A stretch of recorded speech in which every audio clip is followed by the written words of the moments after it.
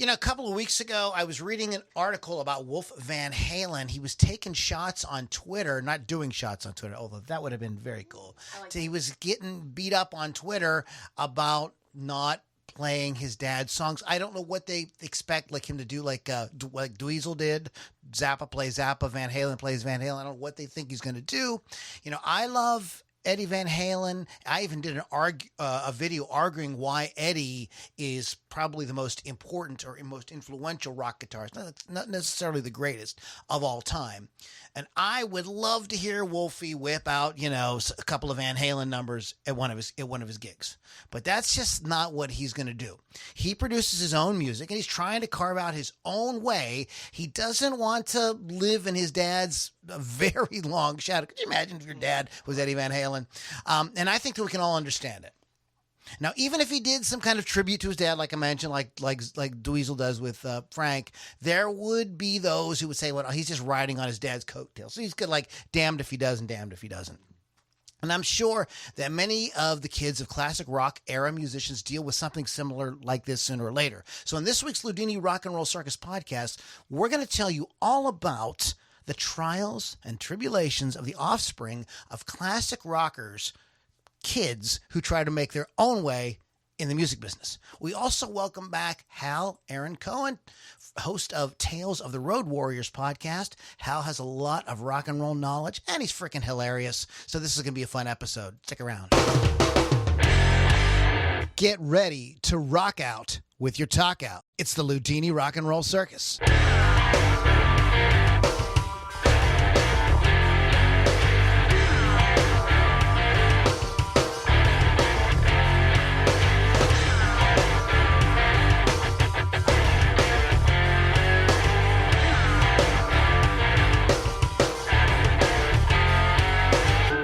Hello, everybody, moms and dads, boys and girls, children of all ages. Welcome back to the Loudini Rock and Roll Circus. My name is Lou Lombardi, a.k.a. Loudini, and I am the ringmaster of this madness that we do once a week.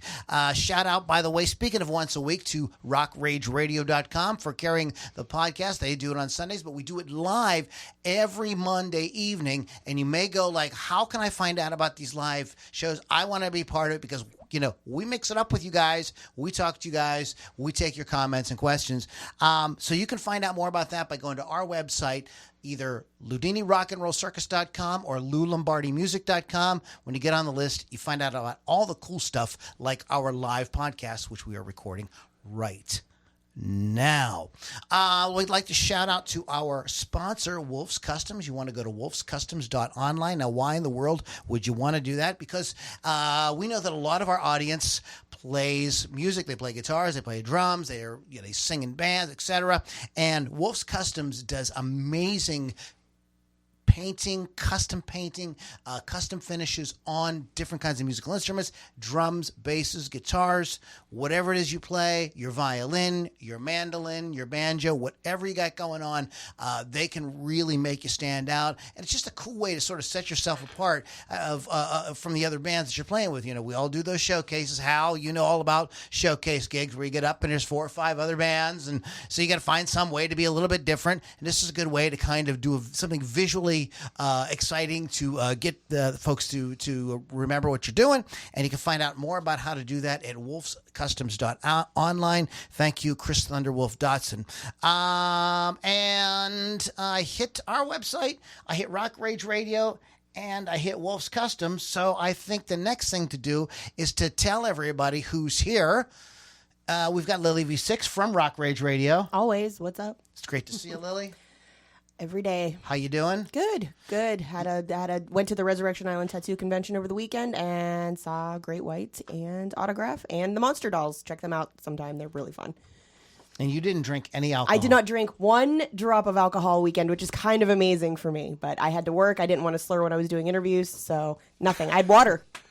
Wow. Water all weekend. Wow. This is the first time I'm drinking in a week. What did you drink all weekend, Pittsburgh, Kevin? Oh, well, Lou, you were there. So you probably could answer everything. For me. I don't remember. We had fun. We went out to Paradise Island with our good buddy Eric Anthony, and we hadn't gotten together in a long time, so it was super fun. And we have Hal, Hello. Hal, what's going on, Hal? What's new? Tell everybody here about what it is that you do too. Well, I still play rock and roll. I just did a gig at an old age home on Saturday. And when you do a gig for like rest homes, it could go either way. Sometimes they went with old Frank Sinatra stuff like the Rat Pack. And so there's certain groups I can't play to because I don't know any of the songs that they grew up with. So it's always hit and miss because I don't really know much of the old Frank Sinatra and Dean Martin stuff. Although I love that stuff, I don't personally know how to play it.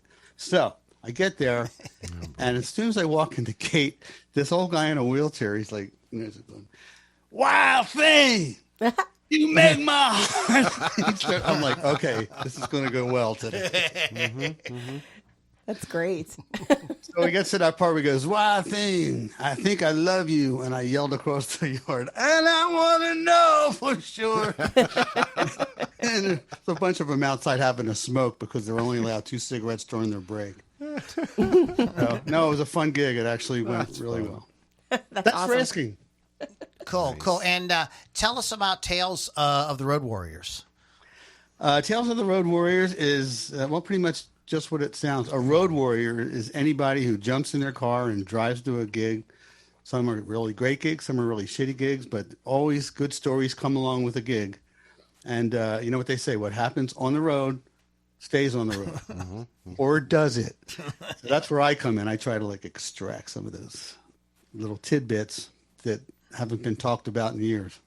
I just listened to one of your podcasts. It's very professional. Whenever I ask you on, I'm always kind of nervous because our house podcast is so pro. There's no coughing or anything like that. It's all I felt like I was listening to a Ken Burns kind of presentation. It's really tight. And is it Phil Levitt? Is that his name? Yeah, Phil Levitt. Yeah. That was very cool. I'm wearing their hoodie right now, the 7-horse hoodie. Yeah, Seven Horse is a cool band. If you guys want to check them out, it's Phil Levitt from Dada. Who's the other guy? It's a 2-piece, right? Dada, yeah. Joey. Now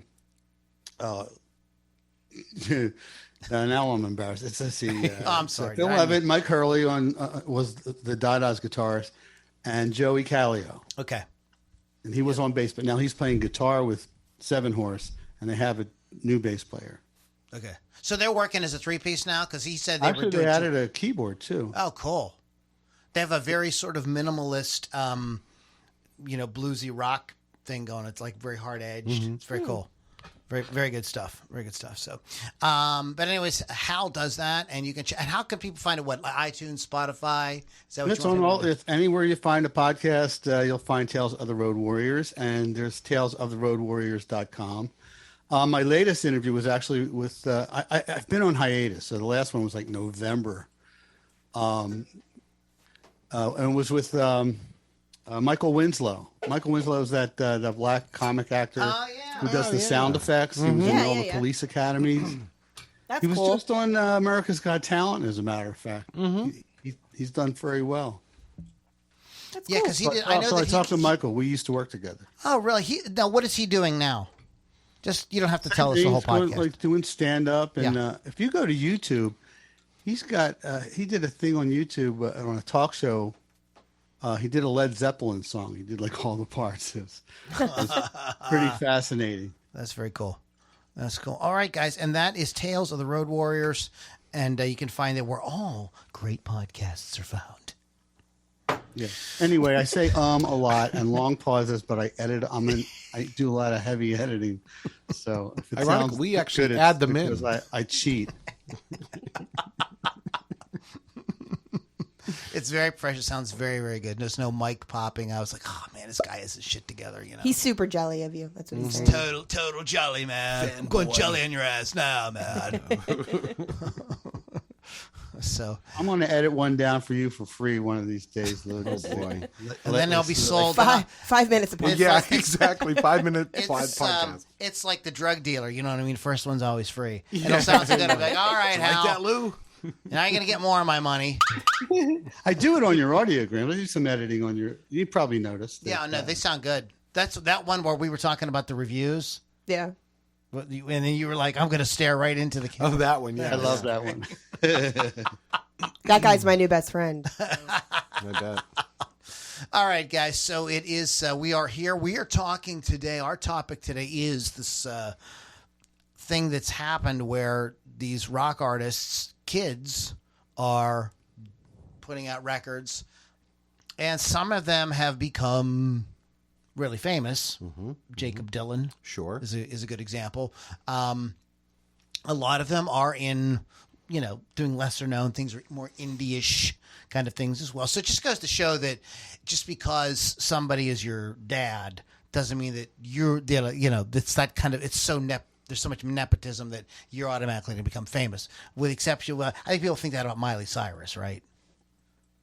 I'm sure. That maybe her dad's really, he's Her really dad's the in reason music? for her success. Questionable. I think he lives vicariously through her these days. Yeah, legit. He really blossomed big time. She's way more famous than him. Yeah, well, I mean, what was Billy Ray's thing is that he does that song, Make You Break song, Your Heart. yeah. Break your heart, yeah. Is that really it, Hal? I mean, as a primary Yeah, he's thing? pretty much a one-hit wonder. I'm sure, he's got a fan base that knows all his other songs, but if you ask anybody throughout the world, there's just no achy breaky. Yep. Achy breaky. I was obsessed with that song when it came out. I was a child, though. I played it in bands. I knew nothing. Sorry. So sorry. It is insanely catchy. It was a big crossover hit because even people that don't know anything, like Lily, who's not like a big country music kind of person, even a lot of people know the song. There's always those songs that kind of break through into the public consciousness, and that was that thing was a total. And then the video, right, Hal, where he would do the thing, and then he would rip the braid out of his hair or whatever in his hair. He had the mullet to end all. Oh, it was mullets. epic. And the girls would go nuts. The ultimate dad joke.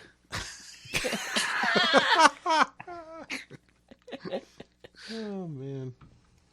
So that's just a kind of an example right there of, then Miley Cyrus, she starts out as, what was she, Hannah Montana? Was that her gig? Yes.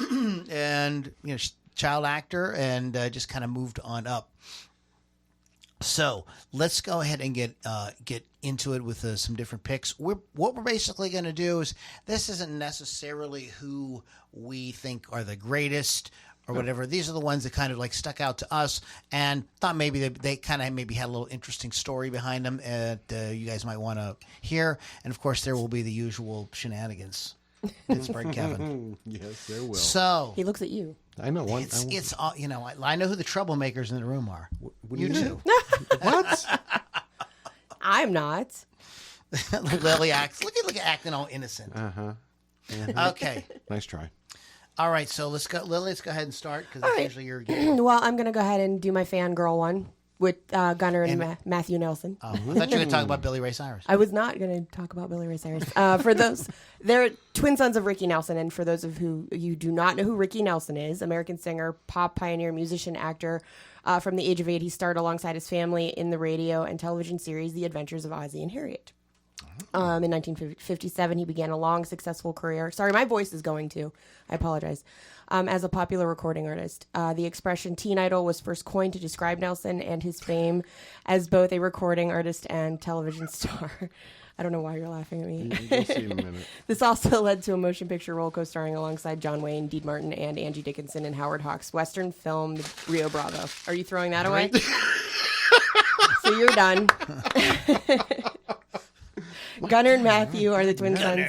I have a huge crush on Gunnar. I know they're twins. But they're twins. He's the hotter one. I promise you. What? They're identical, aren't No. they? Shut No? up. One's hotter. They're the twin sons. They've been writing songs since age 6. They formed the band Nelson in 1986. The band achieved success during the early 90s with the debut album After the Rain. That included Can't Live Without Your Love and Affection. I can't live without your love and affection. Thanks, Lou. After Great this, song. It was Yeah. super. It was Yep. super. A big chorus, I still love it. great harmonies. After the success of their first album, the band claims to have been faced with conflicts with their record label, lack of support from the media, and the shift in music because at that time, what was coming out? Grunge. So kind of screwed them over. Then they split with Geffen Records in 1995. But they did continue to produce and release albums independently under their own label, Stone Canyon Records. And they were the first unsigned band to perform on Saturday Night Live following the death of their father. Nelson was also approached to contribute a song to the film Bill and Ted's Excellent Adventure. Excellent. Matthew and Gunnar then co-wrote a song with Dweezil Zappa called Two Heads Are Better Than One. Awesome track. If you've Yes. never heard it, it's awesome. Look it up. You go back and listen to the first incarnation of this podcast. That was our theme That was song. our theme song. Yeah. Since the band was in the process of being signed, they were recommended not to use their names for the song, so they were billed as Power Tool instead. I think that's kind of a dumb name, but whatever. But the song eventually became the film's theme song. She said So- power tool. Well, I think it's actually a great name for a band that does a theme song to Ouch. Bill and Ted. Right. I it think works. it's a perfect name for that. Like it sounds just like it sounds like Wild Stallions. It's the same kind of band yeah, it's name. like You know Power what I mean? Tool. Power Tool. And my fun little story with that group is when I went to see them at Jurgles, like, what was it, 2.5 years ago? There was a free meet and greet afterwards, and I'm like, okay, I'll get my CD signed, whatever. And then I'm thinking, like, as I'm getting closer in the line, I'm like, oh my God, I'm gonna meet the Nelson twins. Oh my God. And I was fanning myself like a little girl, and I'm like ignoring Matthew, and I'm like all over Gunnar, like, oh my God, I love you so much. Because he's the cuter one. He is. He's the hotter one. There's a difference. So this is how you conduct yourself at interviews. Not always. Go ahead, Al. What'd you say? I was wondering if your notes mentioned anything about Mark Weiss or Mark Tanner, No. who produced and wrote the songs for No, them? I didn't. I did not write anything She's about so the in love with Gunnar. It's all you can do. I couldn't focus on anything. There's but no Gunnar. real information there, guys. It was all like Gunnar, blah blah blah blah blah. Gunnar, blah blah blah. Okay, well, this is just something I'm probably privy to, because I talk about the days when I was a singing waiter. So there was a guy named Mark Weiss. He later changed his name to Mark Tanner, and he had the Mark Tanner Band, and he had a hit with a song called Elena.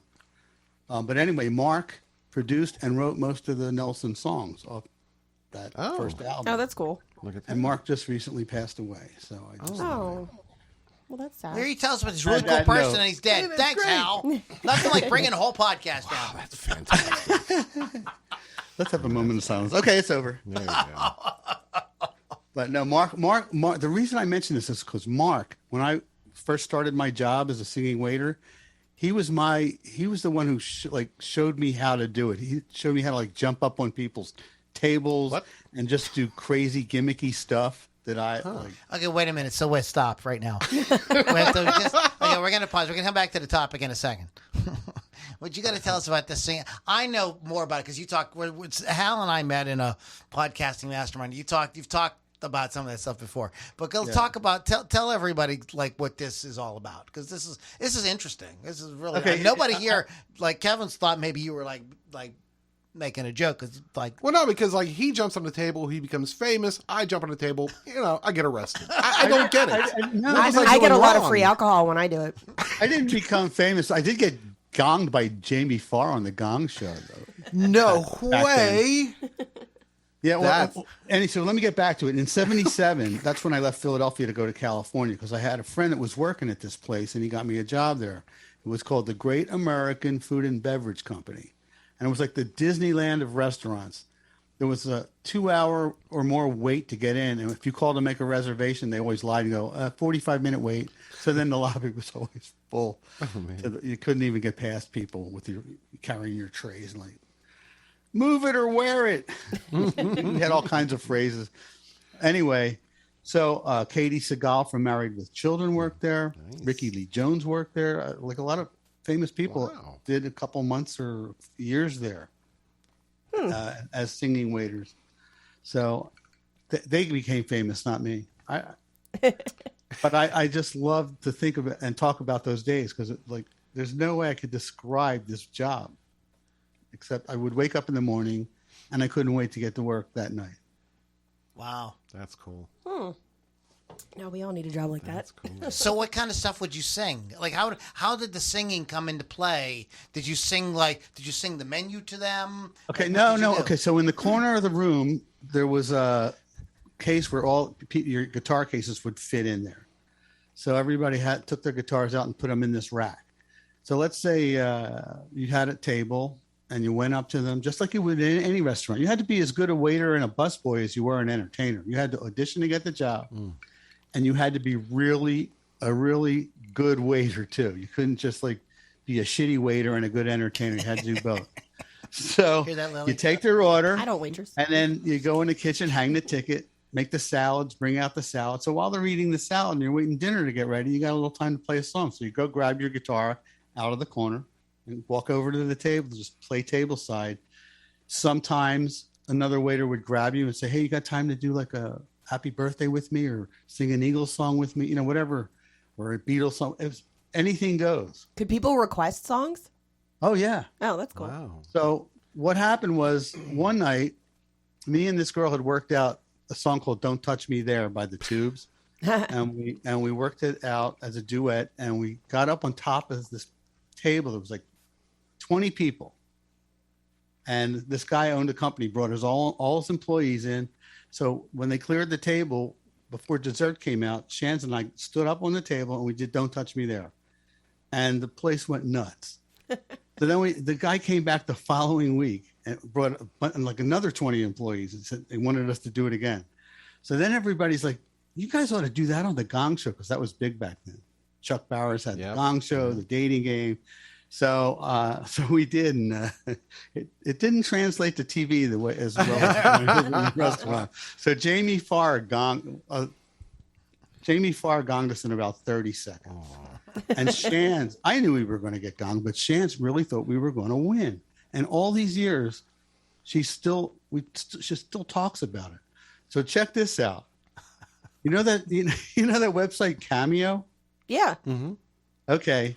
I found Jamie Farr is on Cameo. Oh. And Shans's birthday is October 30th. And I paid Jamie Farr $125 That is to apologize for gonging her. Oh my God. fantastic. That's great. Hey! Great. So he goes, hey, Shans, this is Jamie Farr. He goes, I'm sorry, I don't remember what you did on the Gong Show, but I don't really remember what I had for dinner last night either at my age. He goes, I'll tell you what, I want us to still be friends, so I'm giving you a 10. And he holds up a 10. Oh man, that's fantastic. She hasn't seen this yet, so you're hearing this for the first time. Nobody that's knows really this. cool, That's dude. very cool. Wow, that's cool. Oh, that's Very freaking cool. See, and Hal is not only he's a great podcaster, and he's an awesome dude. Mm-hmm. That's really wow, cool. man, I feel like we need to kind of maybe step it up here.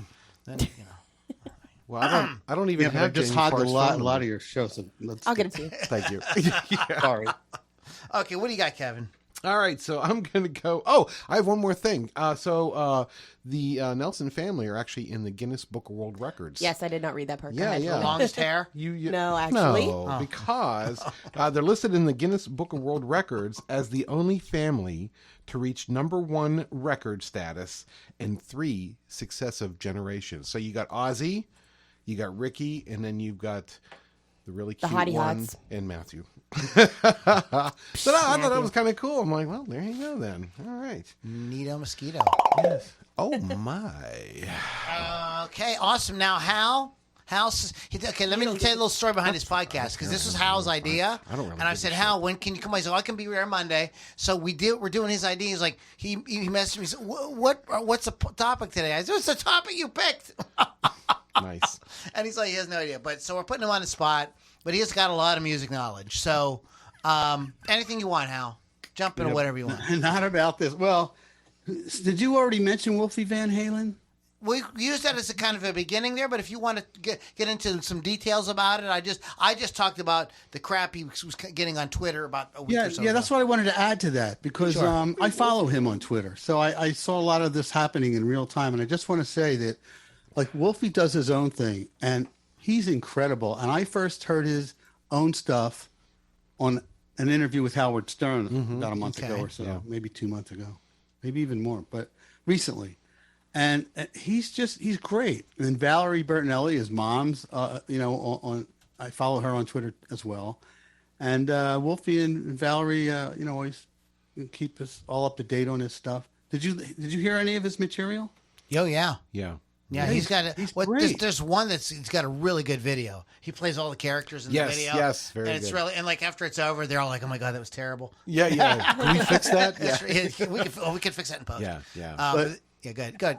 I when I was in working as a bartender at Jerry's Deli. I got there early to work. There's a little coffee house called Lulu's Beehive right up the street from Jerry's, and I stopped in to get a cappuccino. And Eddie was in front of me in line with this little kid. He was like 3 years old at the time, maybe two. Little Wolfie on his shoulder, big grin on his face, and I didn't say anything. You know, I was like, I didn't want to bother him, but I actually kind of met Wolfie once. I kind of waved the guy behind him in line, waving. You know. Yeah, you could ask him. Hey, do you remember that Do you time? remember that time I met you? I don't think he remembers that, but I just want to say, Wolfie, I was that guy behind you in line at Lulu's Beehive when you were two. When you were two. I knew then you were going to be good. He had an indirect effect on his father's career from the very beginning of his life. The instrumental 316 refers to his birthday, not to John 3:16 from the Bible. Of course. Well, I think there's some people that were confused for a minute.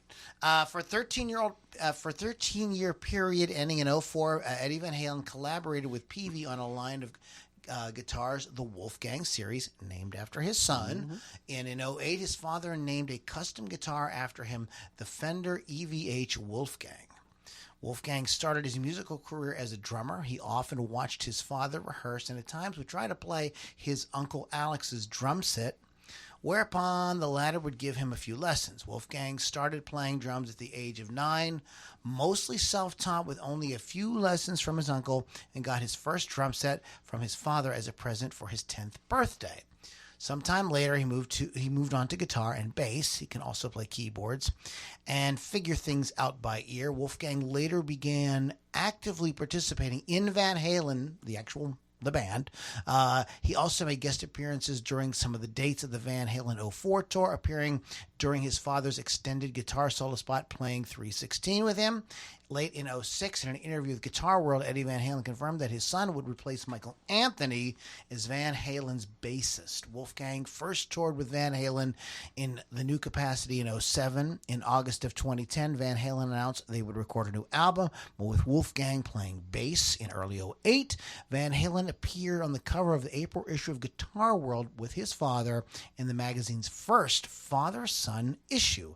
He recorded his only solo album with Van Halen, A Different Kind of his only studio album with Van Halen, A Different Kind of Truth. The album was released in February 7th, 2012. He has worked with Alter Bridge.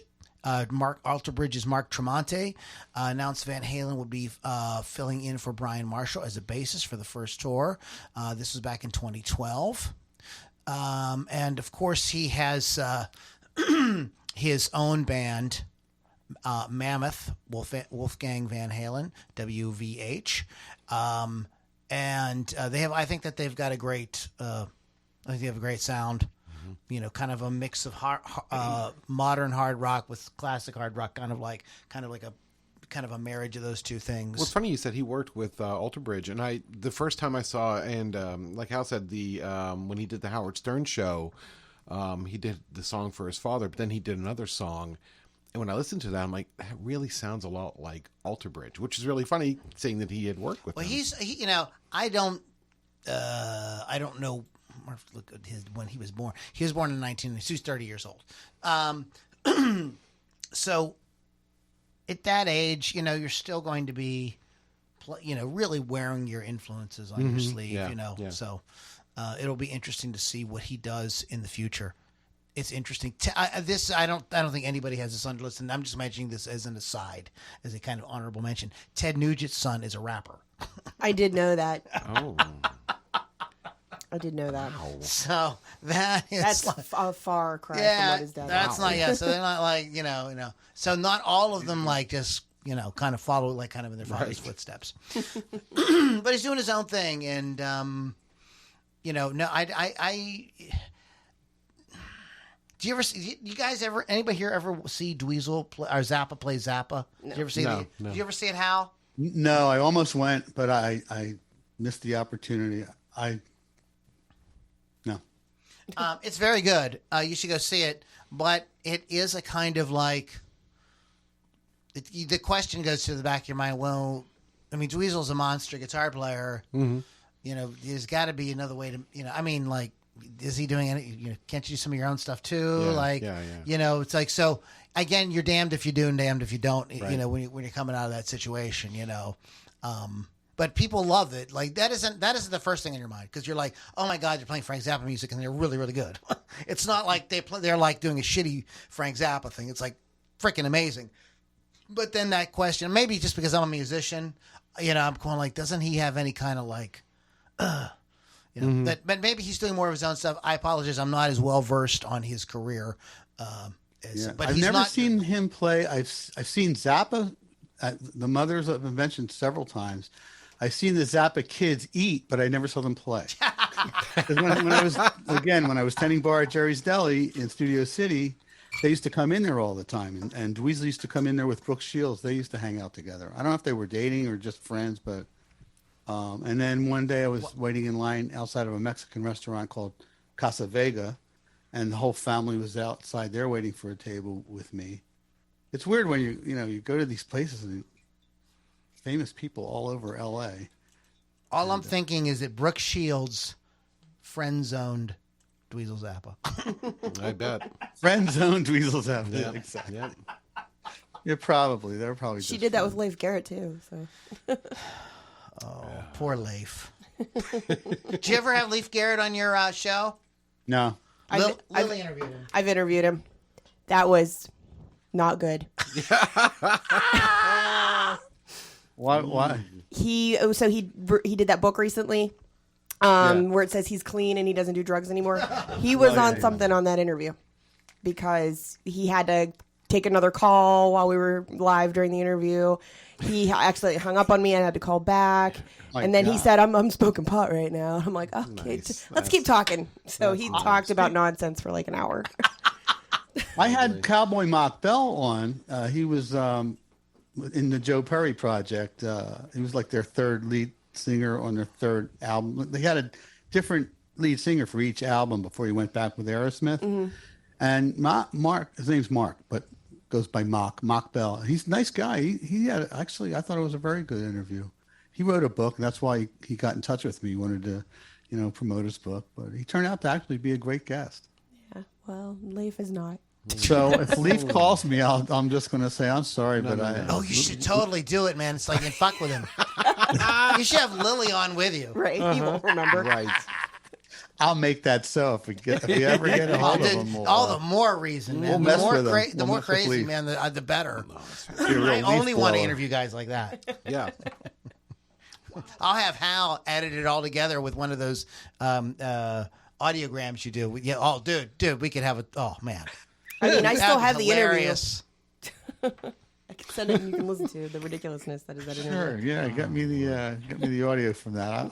I'll work with it. My favorite. Well, I don't know, man. I interviewed Diana Ross's daughter. That was a really great interview. That was like kind of really touching, and so was Sam Cooke's daughter. They were both really good. But one of the funnest guy was absolutely Leslie West. He was freaking hilarious. He sold me everything he would tell Howard Stern. I mean, he was just completely just very open. Whatever he said, whatever he wanted, and oh man. He told. Who were the two daughters though? Diana Ross and who else? And Sam Cooke's daughter. And Sam Cooke's daughter. Okay, so now are they still in show business? Are they on your list? Because that's like rock and roll 2.0. So. Yeah, they were. They're not on my list, but I thank you for. I forgot and said it, and then Hal reminded me that these people were actually. So they would be good. Yeah. They would be good because you guys can go back to the Loudini archives and check out those interviews. Very interesting. Very interesting stuff. And Cook, she had a lot to say about her father's death. There's a lot of controversy surrounding it. Really interesting. Whose turn is it now? It is Lily's turn. My turn again? Okay. I sort of riffed off of Hal's thing there, and we kind of went back and forth. So next on my list is Calico Cooper. Who? Calico Cooper. Calico Cooper. She's a nice In young relation to Alice. Yes. Calico Cooper was introduced to audiences via her father's impressive live shows, aka Alice Cooper. The younger Cooper served as the choreographer for Alice's Brutal Planet tour in 2000 and went on to play several characters across 11 tours. She stepped further into the spotlight by fronting hard rock band Beast of Blanco. The hard rock group has released 3 albums since forming in 2012, and 2013's aptly named Live Fast, Die Loud marked the group's debut and drew accolades from the likes of Johnny Depp, legendary producer Bob Ezrin, and Iron Maiden's drummer Nico McBrain. The band's sophomore album dropped in 2016 via Rat Pack Records and included a fiery cover of the Cooper classic Feed My Frankenstein. Okay. In 2019, the band returned with their third studio album, the Ryan Green produced We Are. She's also toured with the pre-show for Alice Cooper with Glenn Sobel and the Goon Squad. That would have been fun Which, to see. did you not go to that second show? She was there. She was there. I did not know that was her. They were great. I saw both shows. Yes. Yeah, so she was at the Subalpine in Turtle Creek for the Glenn Sobel and the Goon Listen, Squad guys, show. if Alice Cooper comes to your town, and maybe you're not like a big Alice Cooper fan, but his band will usually do a gig like the night before. Make sure they're called the Glenn Sobel's Goon Squad. Yeah, and make sure you go see them. This is the most vicious rock cover band I've ever heard. They're fantastic. I mean, they play covers, but they play them like they wrote them. Yeah. Like they're just like... It's their own version. Yeah, of the I mean, they songs, rock for sure. so freaking hard, and they're all monster singers and all monster players. It's like, dang. Yeah. It's a really fun show. And I'm she's an amazing lead singer and front woman, and she's just like her dad. I mean, as far as costuming, except for the tits. Except for that, and actually, she doesn't really have big ones. He's pretty old now, so maybe. He may, I'm just saying. But yes, Calico. Man tit! And apparently, Lou missed Calico completely when he was at that show. I didn't know who that was. That was some girl singing. It's just some girl. You Like, don't let anybody in this place, even a woman. God damn it! Views expressed by Lou Lombardi. Views expressed on the Loudini Rock Roll Circus podcast are not necessarily those of the Loudini Rock Roll Circus podcast. Right. Oh man, These are the views of White Claw, Corona, and Knob Creek. Knob Creek. Maybe, Which can sponsor us if they'd like. Yeah. I'm just saying. but I'm sorry. Continue. That's it. Wow. And you're looking at your phone again, Lily. I'm That's enough. Anyway. So we have some comments and questions. Just a couple. Michael Gold says, "Hey Lou," Hey, Michael. and he says, "I like the Don't Tell My Wife version of Achy Breaky Heart." So he was on that. And then Jody for Lizzie posted a little bald man. So I don't know if that's supposed to be you. Probably. Hi, Jody. Hey, Doctor Jody for Lizzie. Doctor, excuse me. Doctor. Anything, Pittsburgh Kevin? You want to dive in with something? Yeah, I'll throw something at you. Yeah, you moved. All right, so I'm gonna go with "Don't He Look Like His Pa?" Don't he look like his pa? Julian Lennon. Oh, Julian. Yes, Julian was born April 8th, 1963. He was born to John and his first wife Cynthia. Julian was the inspiration for 3 Beatles songs, of course, "Lucy in the Sky with Diamonds," "Hey Jude," and "Good Night." He has produced 6 albums and actually has a new one scheduled for release this year. I knew that. So he's still doing stuff. He is a filmmaker and photographer besides being a musician. Did you know that, Lou? This I did not know. I knew. There you go. He produced the documentary film Whale Dreamers, which won 8 international awards. He was the executive producer on Netflix's documentary film Kiss the Ground about regenerative agriculture. See, now you got me thinking about going Riveting. Well, I'm not going to watch it. I don't care where my food comes from as long as it shows up on time and the waiter stands on top of the table and sings to me. Yeah, I kind of want that to happen now. Yeah. Since my baby left me. Oh, great. We're going to get a copyright strike now, Hal. Thanks. Oh, sorry. I could edit that out for you. No. Oh, no, we're live. I forgot. That song is not the property of Hal. There, it's done. Next time, try to sing it raga. Since my baby left me. All right. So, unfortunately, did not have a good relationship with his dad. He voiced his anger at John after John's death. After hearing his dad's peace and love stance celebrated, he called his dad a hypocrite. He said Dad would talk about peace and love out loud to the world, but he could never show it to the people who supposedly meant the most to him, his wife and his son. Oh, he was abusive to Julian's mom. Yes. He's like a violent drunk at times. Yes. He like seen in public being very drunk, falling off the stage drunk. But I was going to say myself the Julian and Sean. I was thinking like doing like sort of a comparison, but you just brought it to Julian. Funny that, but yeah, Julian's the one I think with the talent really. Mm-hmm. Yeah. Well, you know what? I was gonna mention something. I was gonna riff off that. Are you done with that? Well, I was just going to say, like, to further that, Julian was excluded from his father's will. However, a trust fund was set up. £100,000. Of course, this is Great Britain, and it was created by his father to be shared between him and his half brother Sean. Lovely. Julian did sue the estate, and in '96 reached a settlement worth £20 million. Yeah, he absolutely is entitled to that. John, you're an asshole. I'm sorry. Imagine's a good song, but you're a dick. Not my favorite Beatle anyway, so it's cool. It's Paul. Yeah. Who is your favorite Beatle? George. Really? Yep. I knew she was going to say that. You didn't even know. He's the quiet I knew. one. I just knew. He's the quiet one. George is my favorite one too. Absolutely. I like Foal. Fool. Did you see that? Hey, Al, did you see that documentary? It was on Netflix for 321 McCartney 321 on Hulu. No. No. There's a documentary. It was on Netflix like 10 years ago, 15 years ago, where they had supposedly, it was the guy that would replace Paul McCartney after Paul McCartney died. Oh yeah. Billy Shears? What? Yeah, Billy Shears. No. No. Paul supposedly, you know the Paul story. McCartney did die. Paul McCartney actually died. He died. That's why on the Volkswagen, on the cover of Abbey Road, it says 28 if. He would have been 28 if he would have lived. And all there's that whole conspiracy theory. Well, it's a documentary that supposedly proves that George Harrison recorded before he died, saying that this actually happened. Paul McCartney actually did die. We brought in a double who pretended to be Paul McCartney, and like he, Did you ever see the documentary? I thought I heard Ringo Starr do a whole thing saying it was all true too. Yeah, the guy who replaced Paul McCartney was Billy, in Sgt. Pepper's. Oh, I see what you're saying. Billy Yeah. That's It's the name of the alluding guy to the- that they say replaced Paul McCartney.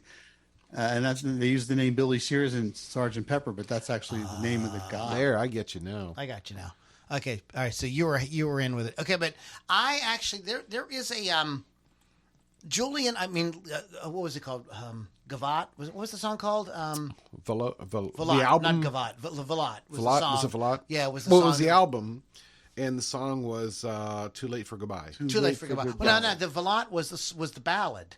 Oh, okay. Yeah, it was the ballad. It was like really kind of with this, and I thought that was really cool. And I thought Too Late for Goodbyes were good songs. And I liked the fact that he was in Hail, Hail, Rock and Roll. Yes, You and remember that? that's why I said, don't he look like his pa? Yeah, you're right. You're right. They're right. That's right. And but I think a lot of people don't know that Sean plays music too. And he's in I don't know Sean's catalog by any stretch of the imagination, but I did listen to both Claypool, Lennon, Delirium albums. Yeah. And I think they're really good. They are. It's It's a very cool kind of like Pink Floyd meets the Beatles kind of with Les Claypool in the mix somehow. I think that it's ethereal. Yeah. Ethereal in sound. But I think that the songs are like the songwriting is there and everything. I don't know who's more responsible for that, Claypool or Lennon, but I really like. That's the only thing about Sean. His music that I know. I think John tries too hard to sound like John, like to write like John and channel John. Where Julian kind of does his own thing. His stuff like is Julian Lennon. It's not like the son of John trying to be like his dad. I think he's got a more of a pop sensibility too.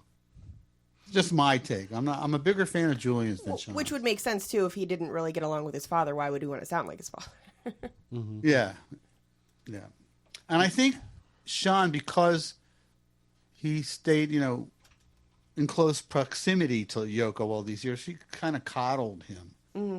And I think she sort of like took that intense love she had for John and sort of like moved it over to Sean in maybe not such a healthy way. I don't know. He just seems like he's too heavily influenced by Yoko himself. But it's just my take. No, I totally see that. What's the there's just some like characters in both Greek mythology and in Shakespeare that like there's this mother figure who's like behind the scenes pulling the strings, trying to make things happen in a kind of nefarious way. And so like when you were describing that, that's kind of what made me, it kind of took my mind to that sort of thing.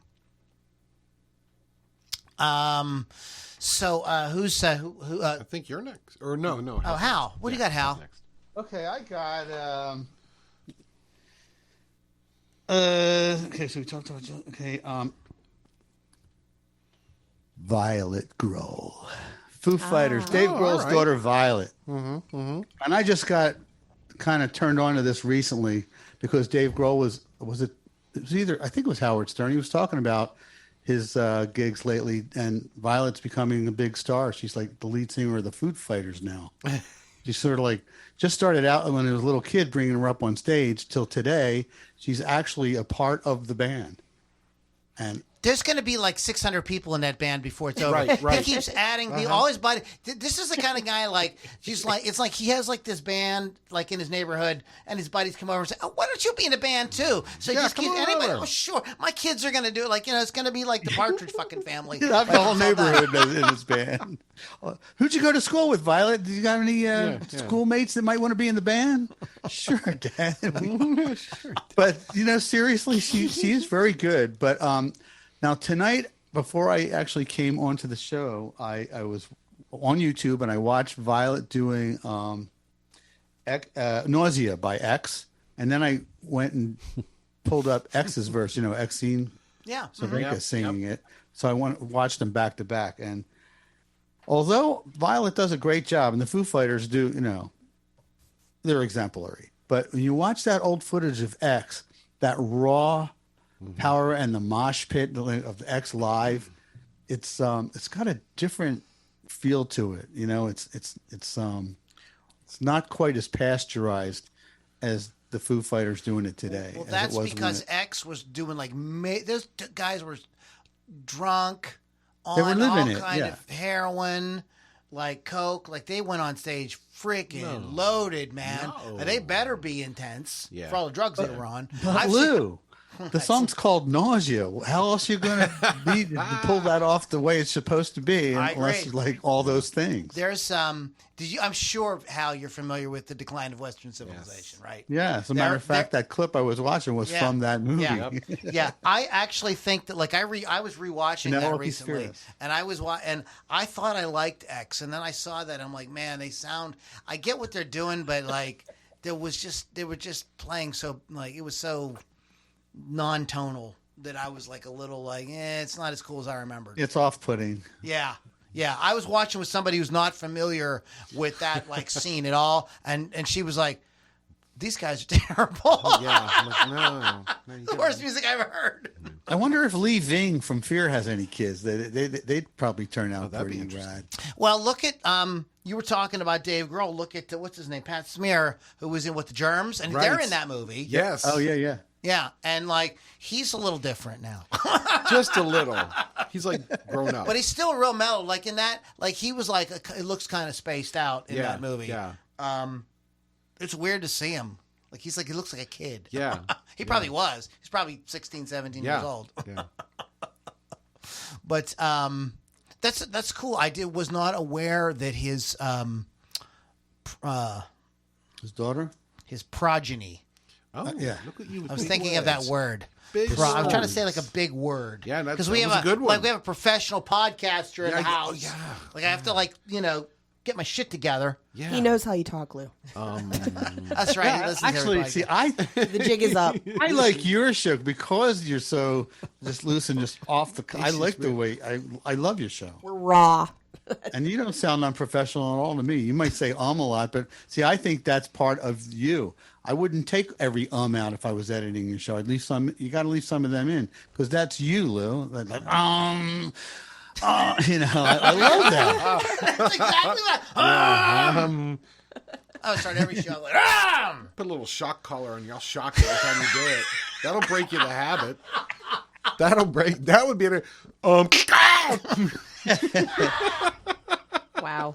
Oh my God. We are partying. That might just work. This hour away. So we are kind of running a little bit down on. Kevin's already got plans to buy you that collar, and I think he wants to under control. So we're going to get off the whole shock collar thing and get back to talking about music. Real quick, check out wolfscustoms.online, wolfscustoms.online. Check them out for custom work done on your musical instrument. rockrageradio.com is the website for hearing great guitar-driven rock 24/7.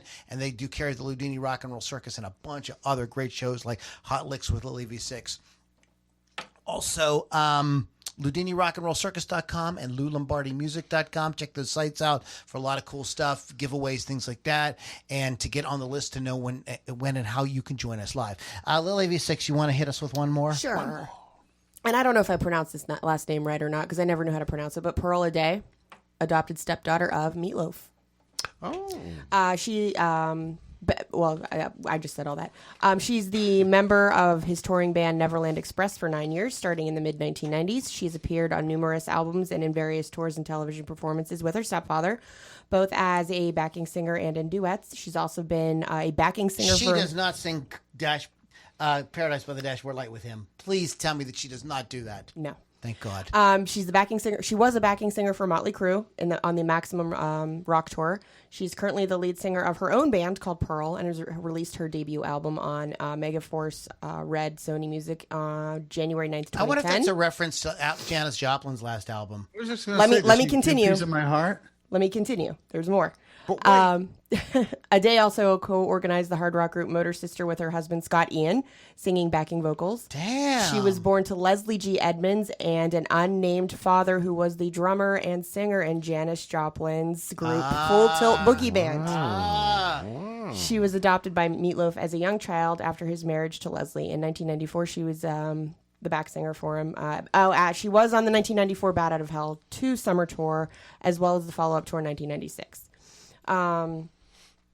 And she was a member of the band as well when they sang for Bill Clinton's inaugural ball in 1997. What? Yes. And she became a full-fledged member of Neverland Express, Meatloaf's touring band from 1998 to 2003. And in 2003, she sang on Meatloaf's album Couldn't Have Said It Better on the duet Man of Steel. So very sweet stuff. He adopted her and they became famous together. Nice. That's beautiful. It's beautiful.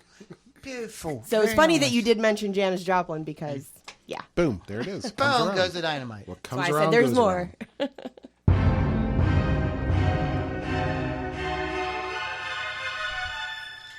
That is the new theme music for Pittsburgh Kevin. Oh, boy. Boy, really? Wow. Do you want to say anything? Do you have another thing you want to talk about? Or you go? No, I don't. Oh, wow. You don't got nothing. Well, you said she was going to do the last one. I folded up all my... Oh, well, I mean, no, for her to, we could all do one last one. For me, last. All right, so we're going to go with the one that we spoke about briefly because you and I have both Oh, you just totally licked seen this the- woman. Oh, we seen her, all right. We did. We seen We her. seen her good. We saw her real good. So I'm talking, of course. She was over in Millville. That's exactly where we saw her too. Darn Millville. So Amy Helm. Amy Helm, of course, the daughter of Levon Helm, the drummer for some band. I don't know. Duck And, band. He was in Duck Duck band. Her mother is the singer Libby Titus. Not tight ass. Titus. Lou, calm down now. Oh, no, you didn't. Yes, I did. Amy was born December 3rd, 1970. She performed in Levon Helm's Midnight Ramble Band and Ola Bell. She's also a solo artist, as Lou and I know. We have seen her. Her debut solo album is Didn't It Rain, which was released July of 2015. Her second album is This Too Shall Light, which was September of 2018. Let's say this, Lou. This is perfect for a rock and roll daughter. Born in Woodstock. born in Woodstock, New York. Nice. She's worked with a lot of people. She's done background vocals for Steely Dan. How about that? Mercury Rev. Do you know Mercury Rev? Sounds familiar. Yeah, it does. I just didn't know. Rich Robinson. Okay. Okay. And Roseanne Cash, of course. Nice. And of course, Speaking of an offspring of a Sure. Yeah, sure. Roseanne, yeah. Sure. But yeah, so I just because we saw her, I thought I'd bring her up. Did you ever see Amy Helm? No, Good. I have seen Live On though. Oh wow. I saw the band. Cool. Oh, gee, Oh, dang. Wow. Dang. Like before or after the last waltz? Oh, that's a good question. I think shortly before the last waltz. Yeah. I didn't know the last waltz was in the making at the time. Boy, what a that I love that movie. I could watch that. Oh, okay. There's that always cracks me up because the Martin Scorsese makes this sweeping documentary and it's beautifully shot and they get all their friends and it's Goodbye, great artists everybody. and we're done and then then they go out and just keep going. Yeah. Robbie Robertson was never, I don't think, ever involved again. But anyways, I digress real quick. Do you how many people here know the song? You know the song I'm talking about? That song. I don't know that one. Newt. You don't know that song? Can you hum a few more bars? I can name that in one snap. Oh my God. You guys, I'm very disappointed because I would have thought that all of you guys Hum a few more bars. would know this song. I just thought that you would know it. But it is, of course, Uptown Funk. Oh, of course. Oh, all right. And Mark Ronson is the stepson of Mick Jones from Foreigner. Oh. I don't really have anything else to say about it other than that. He's a producer and a guitar player and Lou. Fancy pants. That's wild wacky stuff. Yes. Absolutely. So we're kind of running slow. Anything you want to add, Hal? Well, I got the one last. Go ahead. Do it. Do it. Because we have to include these. Kofi Baker, Malcolm Bruce, and Will Johns, nephew of Eric Clapton, are in a tribute to Cream that are touring the country currently. Oh, wow. And I have not seen them yet, but I understand that the show is a powerhouse of Cream songs. Hope I it's was better wondering than the though, Cream like, reunion. Ginger Baker's son. Is he playing drums? Like, could he is. Will Johns be the drummer and then Kofi's the bass player and That would be funny. Malcolm's playing lead guitar? Kofi is a drummer because he's on that 77 thing from Ultimate Classic Rock. He's on there, yeah. Right. Anybody here seen the tour? No. It's going on. No, I didn't even know about it. No. Oh yeah, it's like a total tribute to Cream. They're playing all their parents, stuff, and it's like a throwback to the original Cream music. I would love to see that. I think it would be awesome to see the kids doing dad's and uncle's music. I have to check that out. I'm gonna say one last one. This is an entire band. Oh yes. This is an entire band. I'm waiting. In the late 1980s, early 1990s, there was this kid playing guitar. Yeah. And he would get, every time B.B. King would come to town or Albert Lee or one of those great blues guys, he was a local kid. Everybody knew he was an amazing guitar player, and he would drag him up on stage, and he would blow everybody away. Like B.B. King was became an instant fan of this kid. He was 14, 15 years old. He got a manager, and they were trying to find something they could sell to a record label. And they were like, no, we already got the new Stevie Ray Vaughan. His name is Kenny Wayne Shepherd. And we don't need you. So what they did was they got real creative. Yeah. And they got together Waylon Krieger, Sure. Aaron Davis, and Aaron Hagar, and Barry Oakley Jr.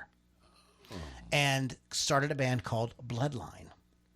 This is basically a vehicle just so the world could hear Joe Bonamassa. And Joe's just a kid. There's a mini newsreel type documentary about this on YouTube. And Joe is this chubby little kid. And he plays freaking amazing. He's just insane. He's just, and he really does not sound like Stevie Ray Vaughan. It's very obvious he's got even at that age, he's doing his own thing. Yeah. I heard Stone Cold Heart on the local rock station one time. They played it one time that I heard. And I heard the guitar solo, and I'm like, I don't know who that is, but I have to have that record. I have to have it. And I have it on cassette. Wow. And it just blew my mind. But Miles Davis's son is Aaron Davis, of course. Sammy Hagar's son, Aaron Hagar, Barry Oakley Jr.'s son, and Robbie Krieger's son. So it's a whole band. That's very cool. cool. Of all those guys. Aaron Hagar is still a singer, and as well as his brother. They're both singers and doing music. Sammy Hagar's, and of course Joe Bonamassa is Joe frickin' Bonamassa. Yes. Like, and we all know who he is. Yes. But Joe frickin' Bonamassa. Yep, you got it. Hal, go ahead, buddy. Go ahead and plug your show one more time. Okay. There's no new episodes at the moment, but if you haven't listened to it, there's some great interviews. It's about 40 episodes, a little over 40 episodes to listen to. It's called Tales of the Road Warriors. And if you go to talesoftheroadwarriors.com, there's links to Libsyn and Apple and Google podcasts. So wherever you like to get your podcasts, you'll be able to find Tales of the Road Warriors. And check it out. I hope you enjoy some of the stuff. The one that Lou likes, Phil Levitt of Seven Horse and Dada, that's a great episode. He tells some really good stories. He's got good tale about Bob Dylan and one of Bill Murray. That story about him going to Alaska, though, dude. Oh, yeah. I'm going to tell you, there was always these ads in the back of the IUP newspaper. That's where I went to college.